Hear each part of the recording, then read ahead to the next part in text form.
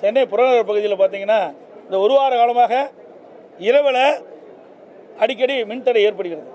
இதனால் மக்களுடைய தூக்கம் இழந்து காலையில் வேலைக்கு செல்ல முடியாத ஒரு சூழ்நிலை, வியாபாரிகள் பணிக்கு செல்ல முடியாத நிலை இருக்குது.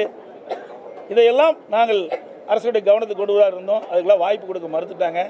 அதோட இன்றைக்கு விவசாயிகளுக்கு பகலில் 6 மணி நேரம் மின்சாரம், இரவில் 8 மணி நேரம் மின்சாரம் கொடுக்குறாங்க. எப்படி வேளாண்மை மேற்கொள்ள முடியும்? அதிமுக ஆட்சி இருக்கின்ற பொழுது விவசாயிகள் பம்பு செட்டுக்கு 24 மணி நேரம் மும்முனை மின்சாரம் கொடுத்தோம். அப்போ தான் விவசாயிகள் வேளாண்மை மூலியமாக மேற்கொள்ள முடியும்.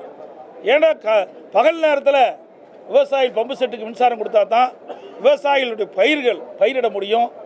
அப்போ தான் விவசாய தொழிலாளர்கள் பணிக்கு வருகின்ற போது அந்த பம்பு செட்டுக்கு மின்சாரத்தை பயன்படுத்தி அந்த பயிர்கள் நடவு செய்ய முடியும். ஆனால் இந்த அரசுக்கு அதெல்லாம் கவலைப்படுறதே கிடையாது. யார் எக்கேடு கட்டு போனான்னு தெரியும். அது மேலிடத்திற்கு என்ன வேணுமோ அது வந்தால் போதுன்னு நினைக்கிறாங்க. விவசாயிகளை இன்றைக்கி புறக்கணித்திருக்கிறாங்க. அதோட இன்றைக்கு மக்களுக்கு குடிநீர் வழங்கக்கூடிய தமிழ்நாடு குடிநீர் வடிகால் வாரியத்துடைய மின் மோட்டாருக்கெல்லாம் இந்த தடை அடிக்கடி ஏற்படுவதால் முழுமையாக குடிநீர் வழங்க முடியாத சூழ்நிலை, குடிநீர் தட்டுப்பாடு ஏற்படுகிறது. இன்றைக்கு தமிழ்நாடு குடிநீர் வடிகால் வாரியத்திற்கு மின் மோட்டாருக்கு தடையெல்லாம் மின்சாரம் கொடுத்தா தான் இந்த கோடை காலத்தில் முழுமையாக குடிநீர் தட்டுப்பாடெல்லாம் வழங்க முடியும். அதையெல்லாம் நாங்கள் கொண்டு வராங்க. எதுக்குமே அனுமதி கொடுக்க மறுத்துட்டாங்களே.